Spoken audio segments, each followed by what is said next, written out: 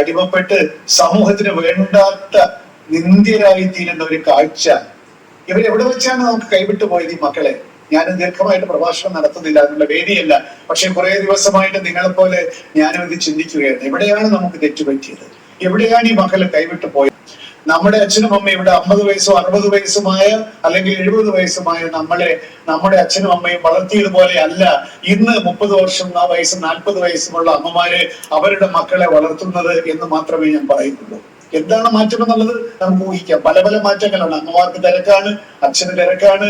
എല്ലാവരും നേരത്തെ മത്സാരം പറഞ്ഞതുപോലെ എല്ലാവരും മൊബൈലിൽ നോക്കിക്കൊണ്ടിരിക്കുകയാണ്.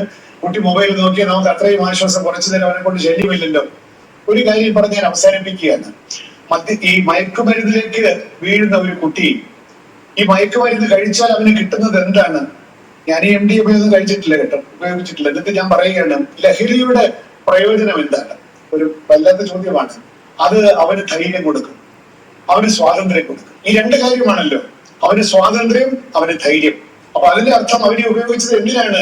അവന്റെ മനസ്സിൽ, അവന്റെ ഉപബോധം മനസ്സിൽ കിടന്ന ധൈര്യമില്ലായ്മയും സ്വാതന്ത്ര്യമില്ലായ്മയ്ക്കും എതിരെയുള്ള അവന്റെ പ്രതിഷേധം കൂടിയാണ് ഈ ലഹരി മരുന്നിലൂടെ അവൻ കാണിക്കുന്നത് എന്ന് നമ്മൾ മനസ്സിലാക്കണം. അതിന്റെ അർത്ഥം വീടുകളിൽ, സ്കൂളുകളിൽ, ക്ലാസ് മുറികളിൽ, സാമൂഹ്യമായിട്ടുള്ള മറ്റു സംവിധാനങ്ങളിൽ അവന് സ്വാതന്ത്ര്യവും ധൈര്യവും ഉണ്ടാവണം. അവന് സ്വയം ആവിഷ്കരിക്കാൻ, അവന് തോന്നുന്നത് പറയാൻ, അവനായി പെരുമാറാനുള്ള സ്വാതന്ത്ര്യം നമ്മുടെ വീടുകളിൽ നമ്മൾ കൊടുക്കണം. പലപ്പോഴും അങ്ങനെയല്ല സംഭവിക്കുന്നത്. അമ്മമാര് പറയുന്നത് പോലെ മക്കൾ വളരണം, അച്ഛൻ വിചാരിച്ചതുപോലെ മകൻ വളരണം. അവനെ കൊണ്ട് ചിലപ്പോൾ സാധിക്കില്ല.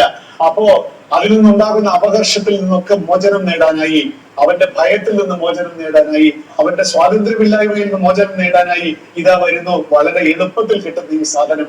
അങ്ങനെയാണ് ഈ മക്കൾ അതിനകത്ത് വീണു പോകുന്നത്. മാത്രവുമല്ല, ഈ അന്താരാഷ്ട്ര മാഫിയയുടെ ഭാഗമായിട്ട് സ്കൂളുകളുടെയും കോളേജുകളുടെയും മുമ്പിലൊക്കെ ഇത് വളരെ സുലഭമായി ലഭിക്കുന്നു. ഇപ്പൊ കേസുകളുടെ എണ്ണം കൂടി. ഇതൊരു 10 വർഷത്തിന് മുമ്പ് കേസുകൾ പിടിച്ചിരുന്നെങ്കിൽ ഇതൊന്നും സംഭവിക്കുമായിരുന്നില്ല. നമ്മൾ ജാഗ്രത പുലർത്തേണ്ടതുണ്ട്. കുട്ടികളോട് കൂടുതൽ സമയം ചെലവഴിക്കേണ്ടതുണ്ട്. അധ്യാപകരും രക്ഷിതാക്കളും അവര് പറയുന്നത് എന്ത് മണ്ടത്തരവും പറഞ്ഞോട്ടെ, അത് കേട്ടുകൊണ്ടിരിക്കാനും അതിലൂടെ കുട്ടിയെ നമ്മളോട് ചേർത്ത് പിടിക്കാനും നമ്മൾ ശ്രദ്ധിക്കാതെ പോയതിന്റെ ഒരു വലിയ വിപത്ത് കൂടിയാണ് ഈ കുട്ടി കപടമായ സ്വാതന്ത്ര്യവും കപടമായിട്ടുള്ള ധൈര്യവും തേടി ഈ മയക്കുമരുന്നിന്റെ പിന്നാലെ. ഒരു കാര്യം കൂടി, വയലൻസ്, ഇതിപ്പോ എന്താണ്, അക്രമത്തിനെതിരെ കൂടിയാണല്ലോ ശ്രീകണ്ഠനാരുടെ യാത്ര. അക്രമം എവിടെയാണ് ഇല്ലാത്തത്? നമ്മുടെ വീടുകളിൽ അക്രമമില്ലേ? നമ്മുടെ കടകളിൽ പോയ അക്രമമില്ലേ? നമ്മുടെ സമൂഹത്തിൽ അക്രമമില്ലേ? സിനിമകളിൽ അക്രമമില്ലേ? എല്ലായിടത്തും അക്രമമാണ്.